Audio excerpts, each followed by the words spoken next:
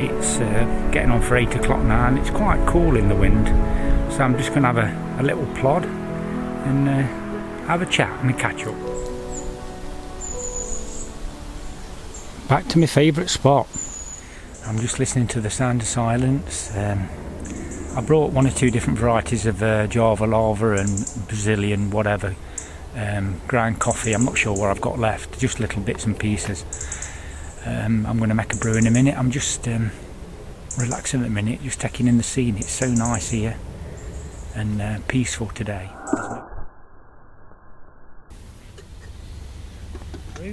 I need to have a slurp before I start talking bothy, because I need to get my strength up to get this massive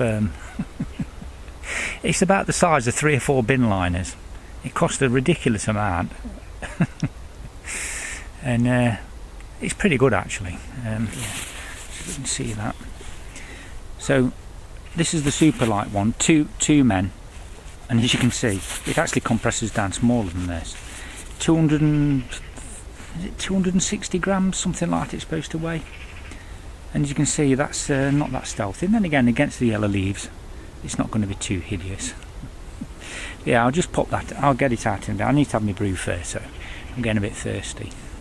Oh boys, look at that for a beautiful sight. It's literally been a couple of minutes, nothing at all. Oh, first brew in bloody long time, boys and girls.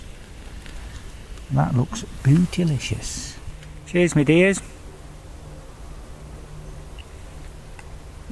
Oh, that's just yeah, what you've all been waiting for. I like this because it's all contained in its own integral stuff sack, and this becomes the air vent. This is because it's a Superlite, hasn't got any windows or anything. It's just basically a giant bag. Super light, it's dead slippy, this material. This Sil nylon's a bit strange, feels like slippy.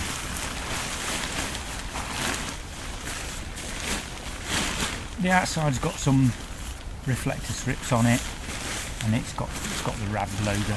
But basically that's it. There's your air vent. The air vent as well, you can cinch it up. I'll show you inside in a minute. This is a bit odd because I'm going to be sitting on my chair. I'm not going to sit on ground for this exercise. But inside it you've got little either end, because this is a 2-man, when I can find them, you've got like this little recess bit that you actually sit on that, on the ground. Obviously you need a sit mat or something, but anyway, I'm just going to put it on, boys. Don't laugh.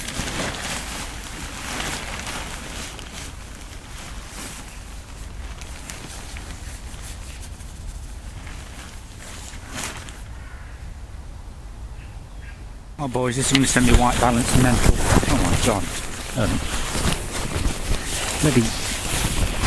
Anyway, you get the picture. We're inside. It's nice and snuggly in here actually. It's quite surprising. It instantly now I feel warmer.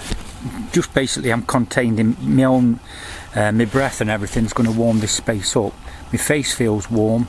It is quite astonishing how quickly, literally within 30 seconds to a minute, you start feeling warm. I don't know if this lens is going to start steaming up. One downside is, I'll just get it, when if it's been raining, obviously it's a single wall, it's right next to you, and you steam, it just steams up quite and starts dripping down the insides a bit. Something to bear in mind. But just like now, say you're on a hilltop somewhere, it's a bit windy and blowy and cold, this is all of a sudden now I want to take my hat off, and I ain't kidding. It's my lens has started steaming up. It'll get dead steamy soon. But yeah, I mean it is what it is. It weighs nothing, so you can always have it in your pack. Instantly whip it out and you're under it in seconds. Sure, this is going to be it's not going to be focused very well, boys, but effectively that's the actual stuff sack built in.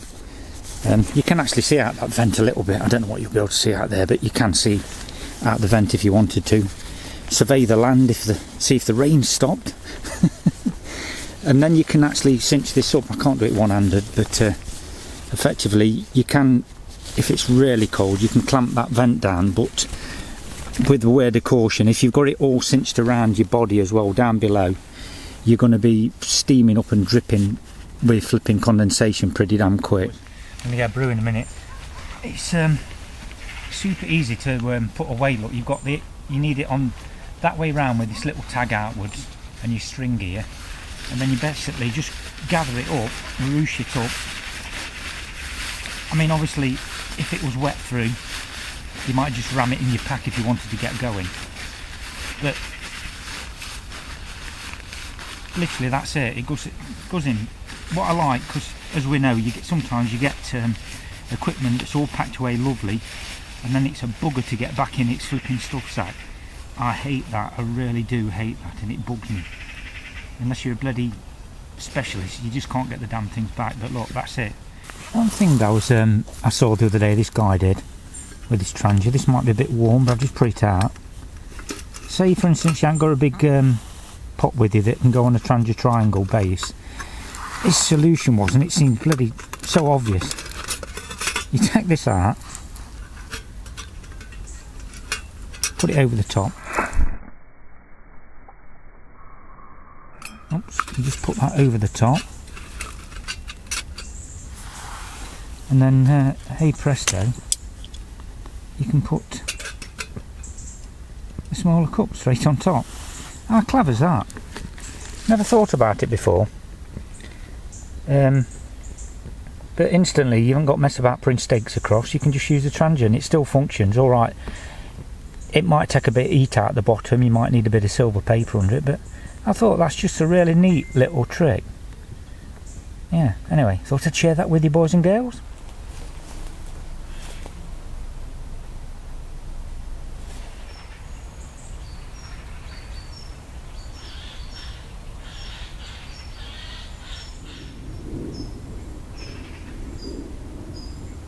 Cheers, my dears. This is the life.